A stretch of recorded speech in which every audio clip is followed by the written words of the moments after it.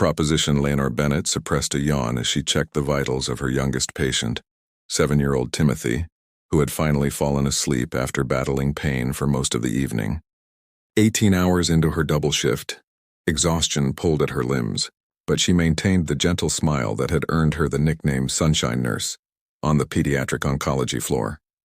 "You should go home, Ellie," whispered Dr. Patel, the attending physician. "You've been here since 6 this morning."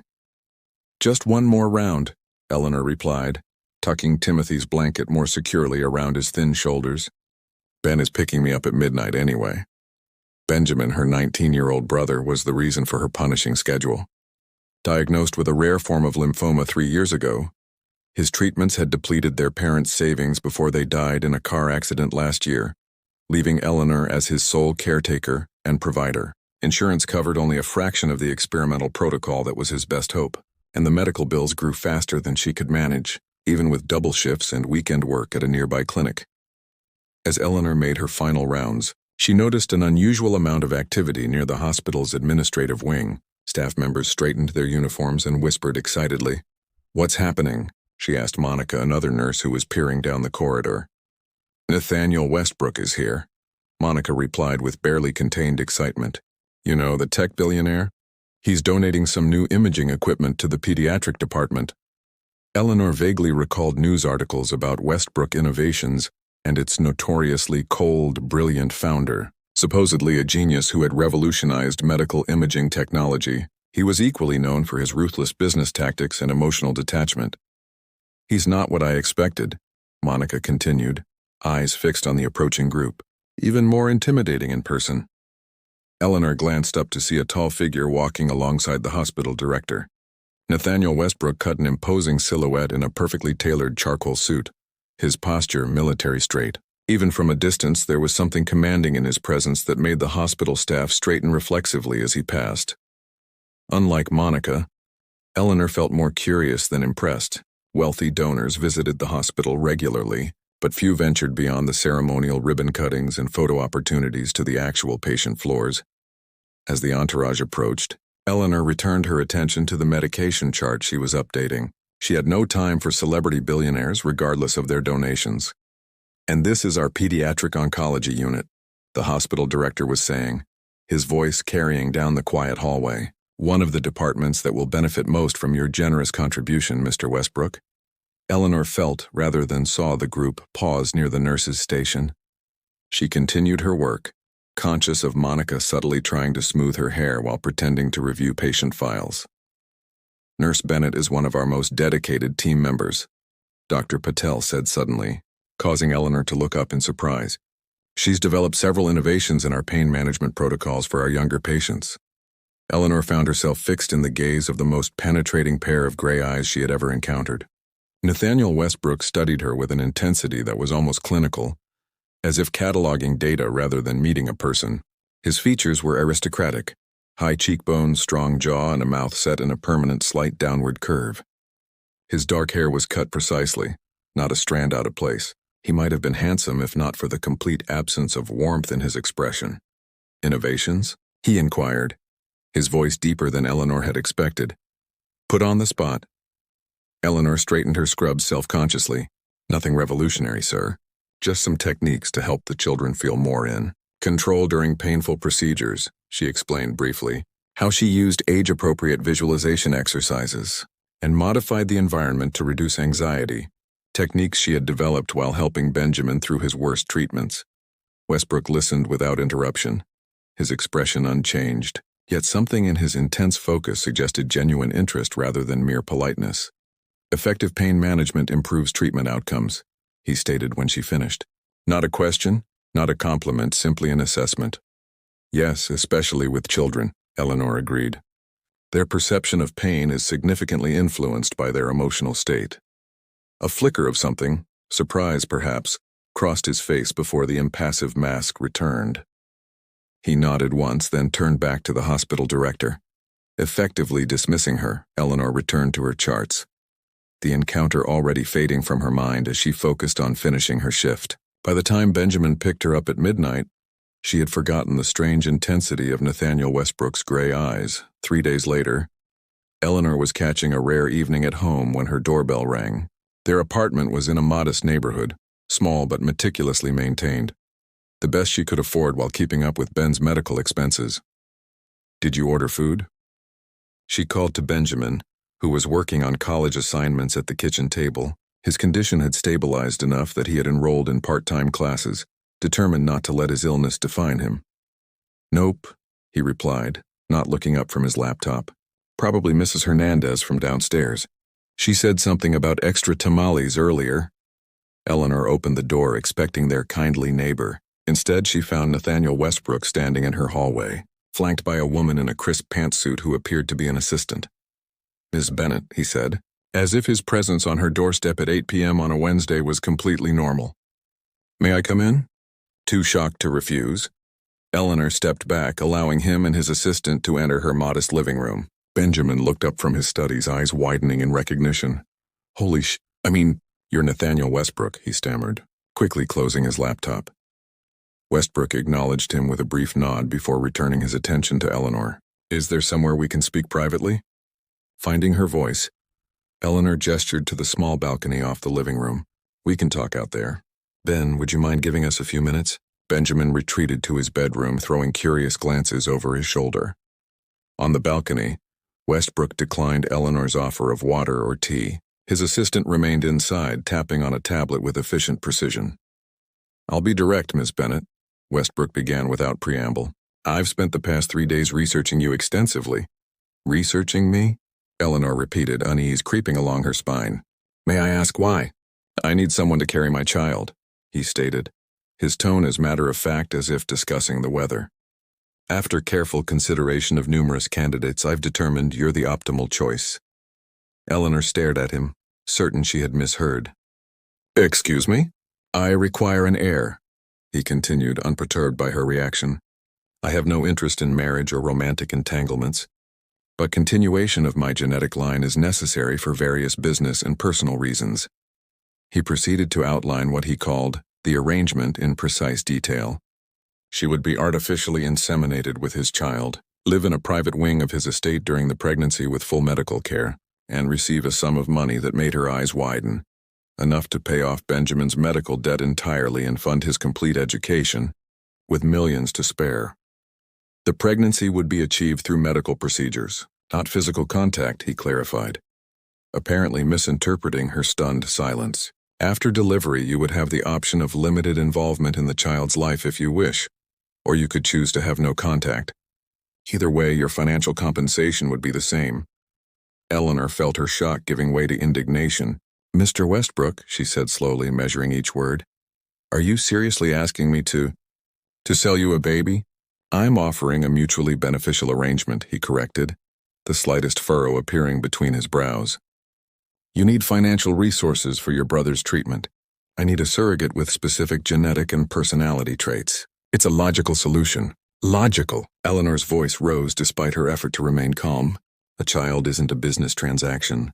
Mr. Westbrook, they're a human being who deserves to be brought into this world through love, not a contract."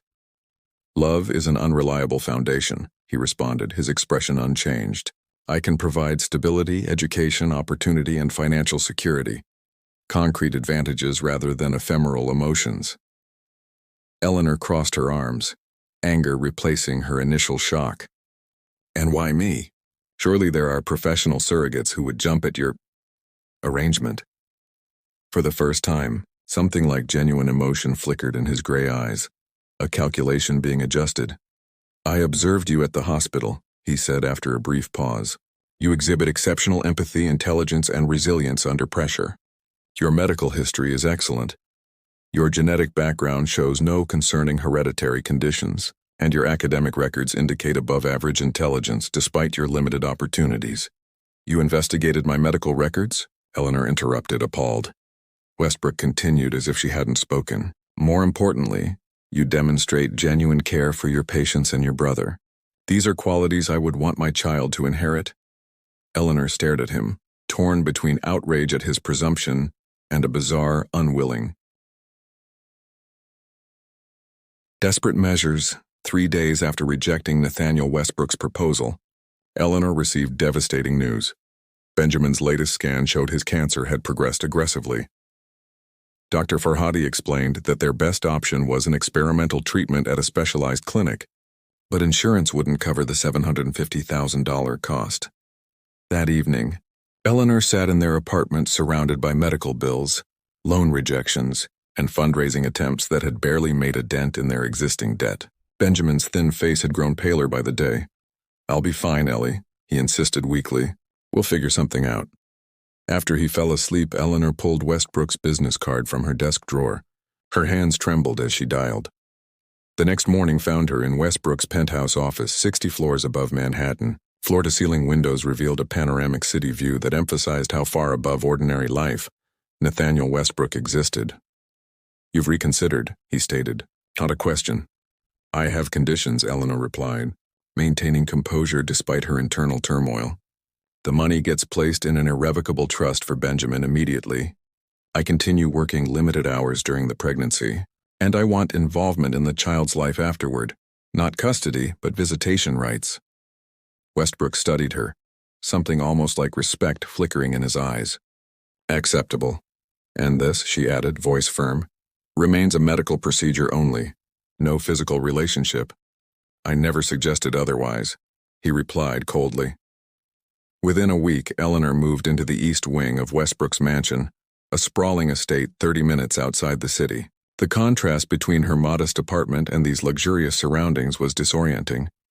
Mrs. Hudson, the elderly housekeeper, showed her the suite, bedroom, sitting room, and private garden terrace, explaining the schedule of doctor's appointments and meal times.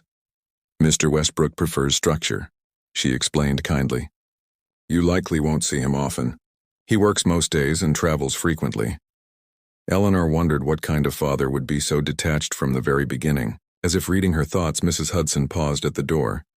"He had the entire wing renovated for you," she said quietly. "Personally selected every detail. Perhaps remember that appearances can be deceiving in this house."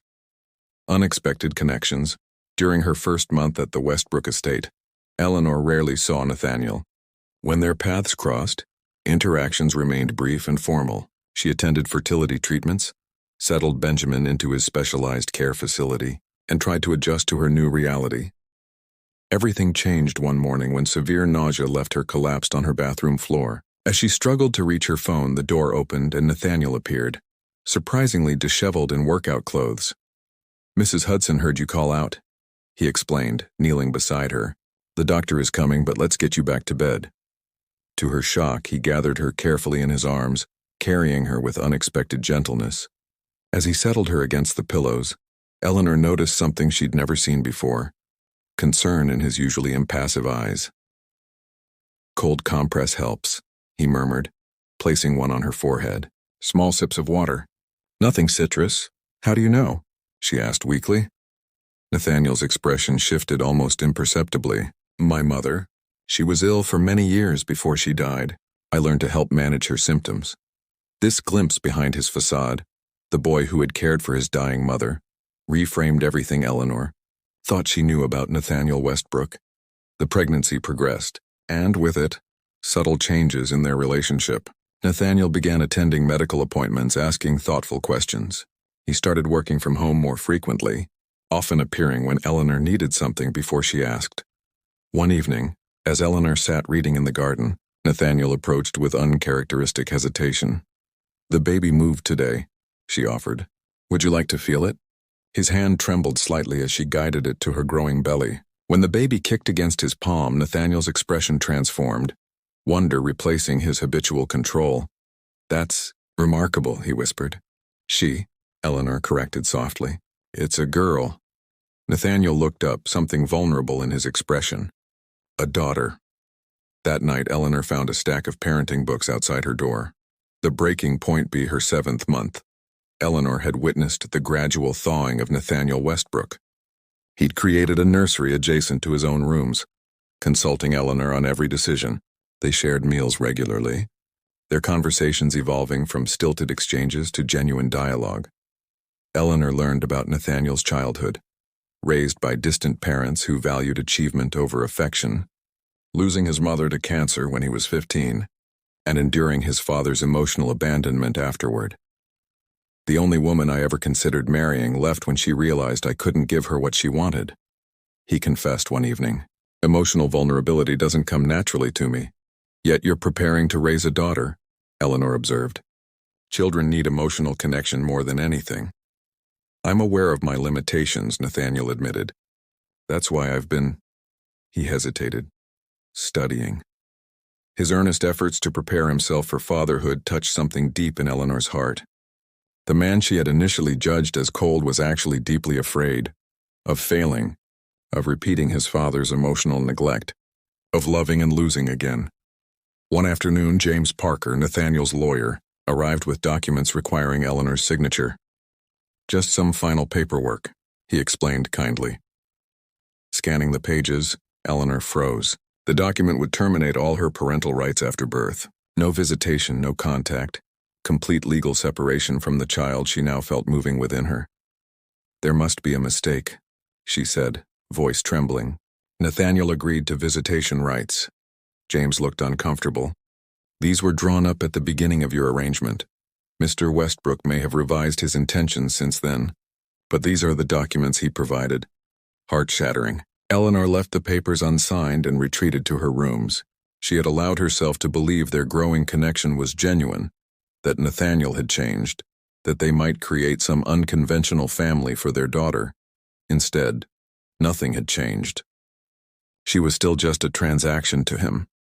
That night, Eleanor packed her belongings and left a letter explaining she couldn't continue under these terms. She would repay the money spent on Benjamin's treatment somehow, but she wouldn't surrender all connection to her child. As her taxi pulled away from the estate, she finally allowed herself to acknowledge the truth. She had fallen in love with the complicated, broken man behind the cold facade. New beginnings, Nathaniel returned from a business trip to find Eleanor gone and her letter waiting. Her words cut through his carefully constructed defenses. A child needs love more than wealth or opportunity. I thought you were beginning to understand that. I was wrong. For 3 days, he remained locked in his study, ignoring calls and meetings. On the fourth morning, Mrs. Hudson entered without knocking. Enough, she said firmly. Your child's mother is gone because you gave her legal papers that contradicted everything you've shown her with your actions. The documents were prepared months ago, Nathaniel argued. Before you fell in love with her? Mrs. Hudson finished. Yes, we all noticed, even if you refused to acknowledge it. Nathaniel stared out the window. I don't know how to do this, Margaret. I never intended to care for her. You never intended to be like your father either, she replied gently. Yet here you are, choosing fear over love. That evening, Nathaniel arrived at Benjamin's apartment where Eleanor was staying. She answered the door, her pregnant form silhouetted in the doorway. I tore up the papers, he said without preamble. All of them. It doesn't matter, Eleanor replied, though her voice wavered. The arrangement was a mistake. Not the arrangement, Nathaniel stepped closer. My inability to recognize what was happening between us. I've spent my life avoiding emotional attachment, convinced it was a weakness. Then you came along, stubborn, compassionate, challenging everything I thought I wanted. What do you want now? Eleanor asked, protective hands cradling her belly. A chance, he answered simply. To be the father our daughter deserves and the man worthy of your love. No contracts, no conditions, just us finding our way together. Eleanor studied him, searching for sincerity in his expression. I need you to be certain, Nathaniel. Children don't understand emotional limitations. They just know when they're loved. I'm certain of exactly one thing, he replied, taking her hand gently. I love you, Eleanor Bennett. Everything else we'll figure out together. 6 months later, they stood in the hospital nursery, watching their daughter sleep peacefully in her bassinet. Nathaniel's arm wrapped around Eleanor's waist, his expression one of wonder and devotion. She has your eyes, Eleanor whispered. And your determination, Nathaniel replied, smiling as the tiny hand curled around his finger. She held on through a difficult delivery. Their path forward wasn't perfect or easy.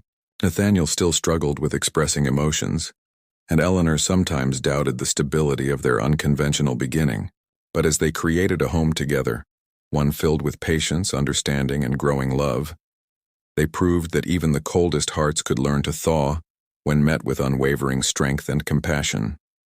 Human vulnerability, Nathaniel discovered, wasn't weakness after